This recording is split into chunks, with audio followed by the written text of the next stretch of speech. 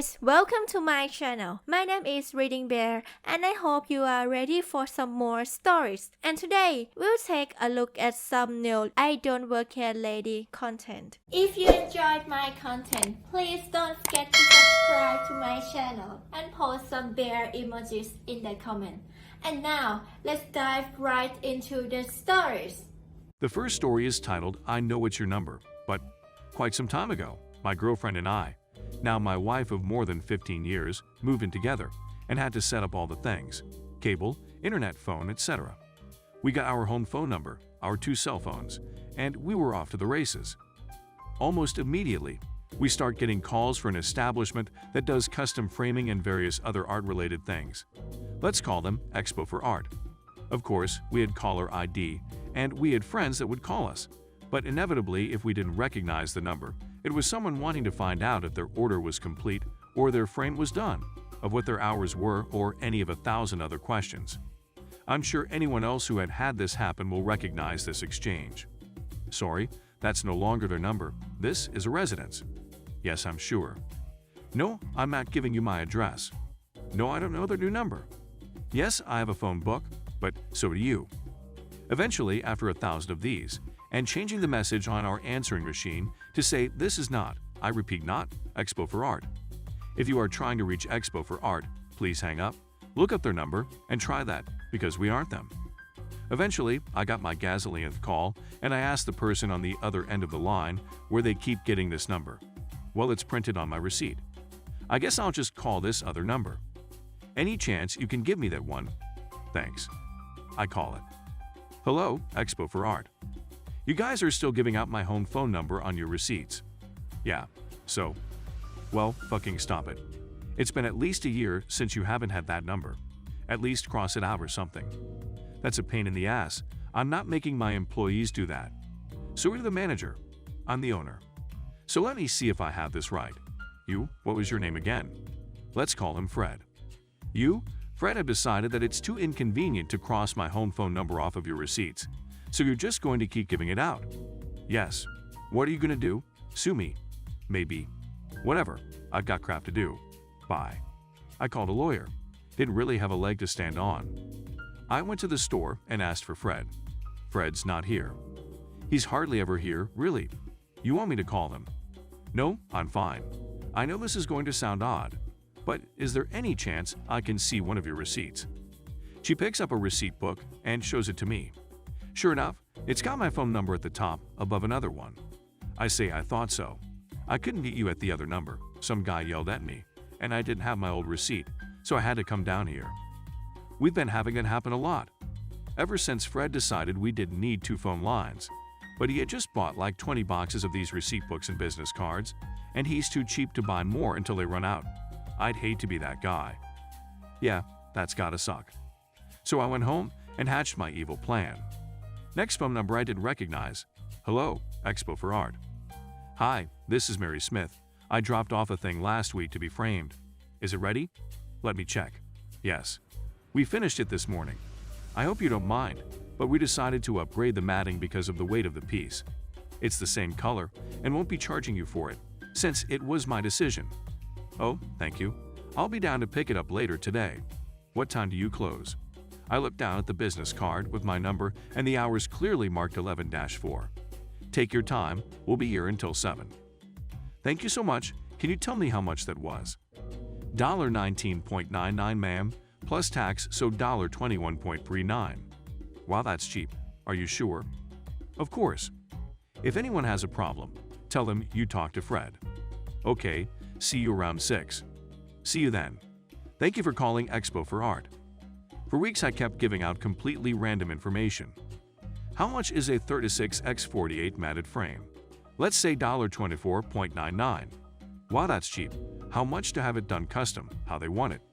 Custom is an extra $10, so $34.99. Wow, that's cheap. I'll be right down. What was your name?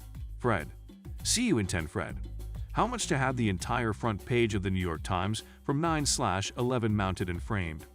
$33.99. Unless you want our special proprietary newspaper frame in matte service, only $49.99 and guaranteed for life. Only at Expo For Art. Tell him Fred sent you. I can only imagine the number of pissed off people who showed up to pick up orders that weren't ready, and when they finally were given a price way higher than what Fred had told them over the phone. Eventually, someone let slip that they called the number on the receipt, and that's what Fred had told them. Fred was not happy. Hello, thank you calling Expo for Art. This is Fred. You're not Fred, I'm Fred. Are you trying to put me out of business? Why, Fred?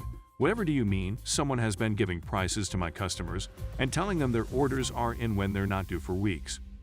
Well, Fred, who called them? Nobody called them, they called us. Then what's the problem?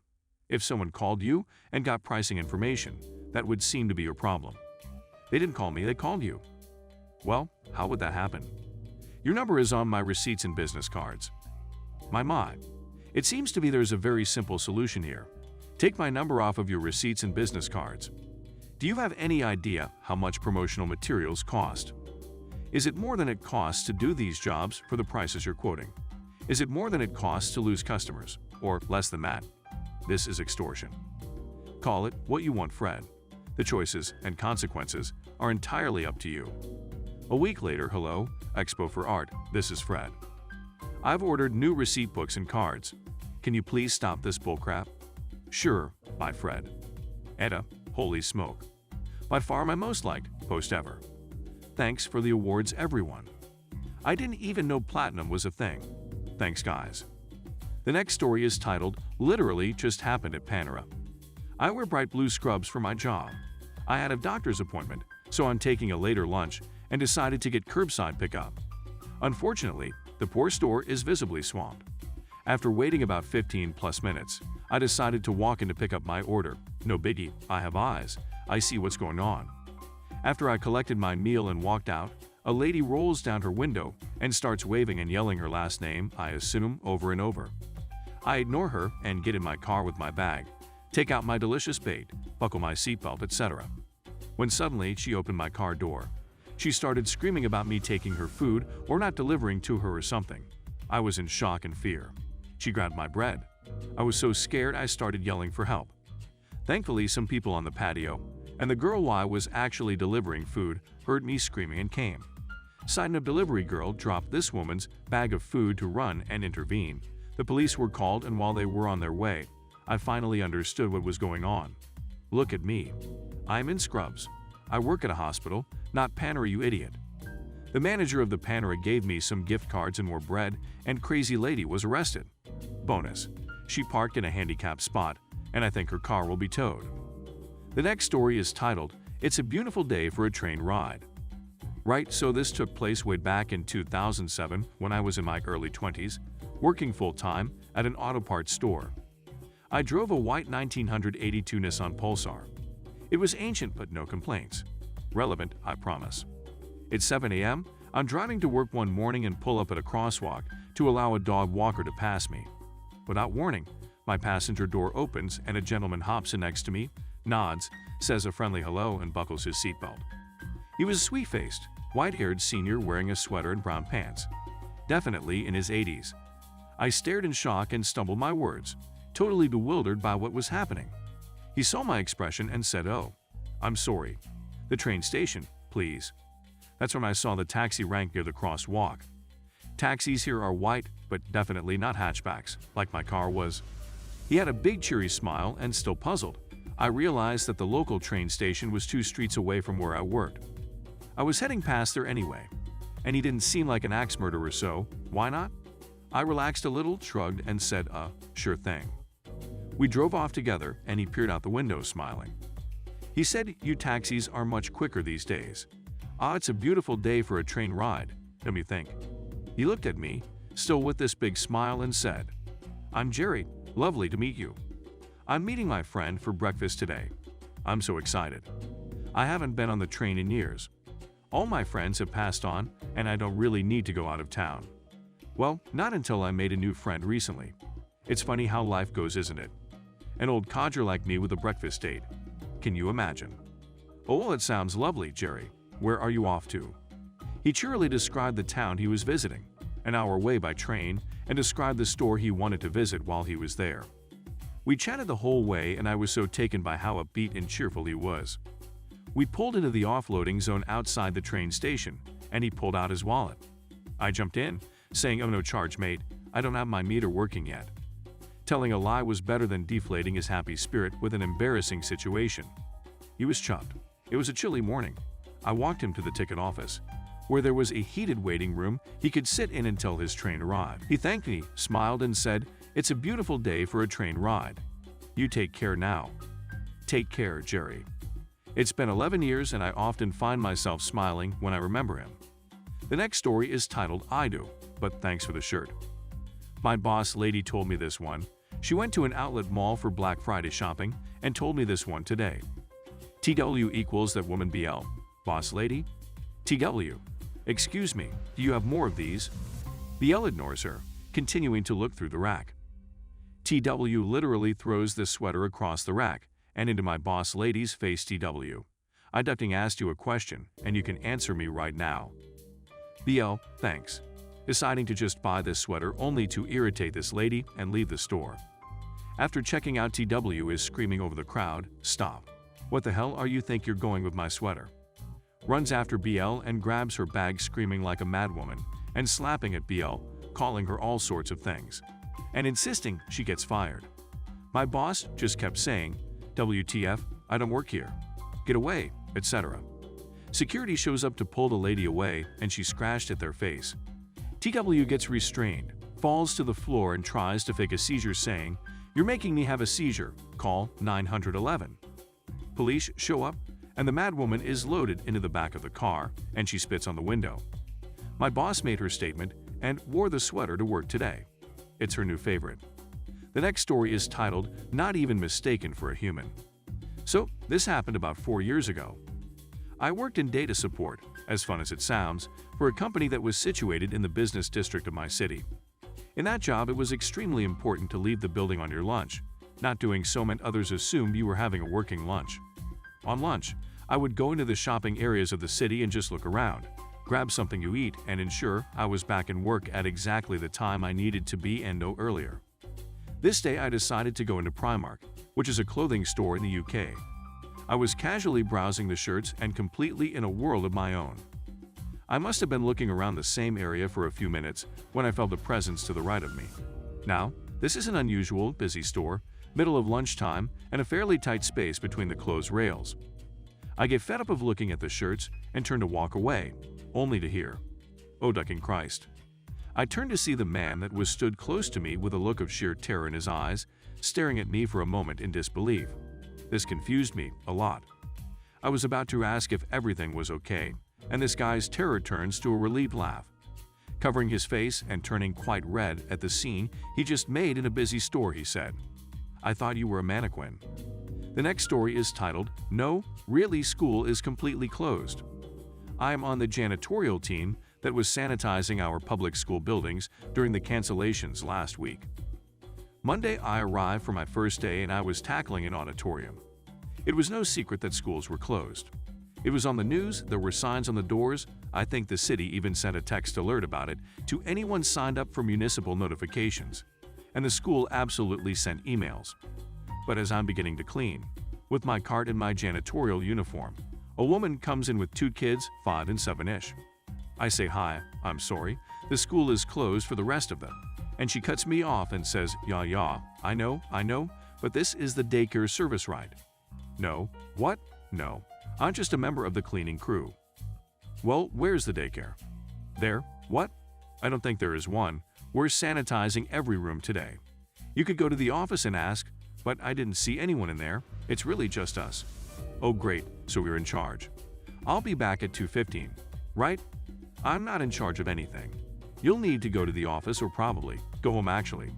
I don't think there's any kind of service." "What are you talking about? They wouldn't just cancel school without a daycare service for working parents. Where's your boss?" "My boss is also a janitor, trust me, they cannot help you." Now at this point the kids had begun to run around the gym, which meant I'd have to resanitize whatever they touched. So I said more firmly, "You need to go, I'm not supposed to let people in here during cleaning." At this point, I wasn't sure if she was messing with me, or if she really didn't know. She seemed busy, she had a cell phone in one hand and no hands on the kids. Without looking up, she says, Well, you should have cleaned before the kids started to arrive, shouldn't you? I'm starting to wonder if I'm the crazy one at this point. There are no kids arriving. I'm cleaning. The school is closed. I know school is closed. That's why I'm leaving them in the daycare. And just like that, she was off. I was calling after her, "Hey, excuse me. Lady, you cannot leave kids in here." I didn't know what to do about it, so I took the kids to my boss and asked what we needed to do. The boss said, "So they just let these kids here? Why didn't you tell her the school was closed? Who doesn't know that by now?" I explained that I did tell her, and she either was so checked out she didn't understand or she chose to ignore me. So the boss said, "This is all way too risky. We can't keep an eye on them, and there are dangerous products, and who knows why she left them here. We don't need this problem. Better call whoever you call about kids with no one to watch them." Cops. We also had one of the janitors trying to get a name and number off the kids, but they didn't really know. But we have a few undocumented immigrants on the crew and a couple others who would have just been nervous to have cops buzzing around the workplace. So we Googled it and ended up calling a child services hotline. Ultimately, a social worker came, and with cops, but they didn't bother anyone though, just focused on the kids. The cops went through the kids' bags and found their last name on a school binder and found a number to call. They got the kid's father, who was irate. They had the conservation on speakerphone, so I caught bits and pieces. "What do you mean? They're where? Aren't schools closed?" And he was there within 10 minutes. I guess he called his wife for an explanation during that time because she arrived not too soon afterwards. The cops and social worker were lecturing them, and the woman was like, "I left them with a child care worker in the drop-off area." And they reiterated there was no daycare, and they had no idea what she was talking about. So at that point, I thought, okay, I guess she's just really, really dumb. Then the cops let them go with a warning about understanding where they're leaving their kids and with whom. But as they were leaving, the woman sneered at my boss, "Was it really such a big deal that you had to call the police?" So now I wonder whether she was trying to pull a fast one on us, or if she was just that stupid. The world may never know, but I still laugh at the story. The next story is titled, "My Badass Wife." My wife and I are senior citizens. In other words, we are OLD. My dear wife, DF, is a strong, independent, take no sh*t from anyone type of woman. I adore her for it. She keeps me in line, pushes me to be a better man, and is the reason behind my modest success in life. She is sarcastic, is wicked smart, can cuss like a sailor, and as she gets older, her filter is practically non-existent. A few months ago, we decided to treat ourselves. We made reservations and went to a rather high-end restaurant. They had a maître d', sommeliers, highly trained waitstaff, etc. My wife, even though she is in her 70s, has very little gray hair and can pass for 55. She was wearing a very pretty white, lacy blouse, very flattering black pants, and black flats. She looked good. When we arrived, there was no line, surprisingly, and the maître d' had apparently stepped away from the podium where he stands. We were waiting there and my wife was right next to the podium, and I had sat down at one of the benches provided by the entrance, when another couple came in. Without missing a beat, the man walked up to the podium and told my wife, Rockefler, not the name he used, "We have reservations for two." My wife said that she was sure someone would be with them shortly. The woman huffed a little and the man said, "Please seat us now." My wife told him that she is waiting to be seated, but the man said again, "Seat us now." So my wife said, "Right away, walk this way." She walked away with them behind her as she walked around the partition, separating the entrance to the dining area, circled around to the other end and led them back to the entrance, and pointing to the bench, said, "Sit down." The man looked like he was going to blow a gasket, and my wife repeated, "I don't work here, you moron. You wanted me to seat you, so sit the F down," as the couple were sputtering, and before it could escalate future, the maître d' arrived. We gave our name and he led us away. There was no yelling and no threats of police. We had a wonderful meal, overpriced but, oh well, and the other couple was several tables away from us. We didn't interact again with them, but they did shoot us dirty looks now and then. Now, before you say my wife overreacted and could have explained that she didn't work there in a better way, she has a wicked sense of humor and hates idiots. She loves being a smart ass and is so good at it. One of the reasons that I, after being with her all these years, still love being put in my place by her when I start getting a little too misogynistic. I wanted to post this again because since the original posting, I have lost the love of my life to the current global health crisis. Maybe someday I'll be able to post new content about the wonderful woman I was honored to call my wife. I'm just not in the headspace to do so now. If you enjoyed the video, please subscribe to the channel and post some bear emojis in the comments.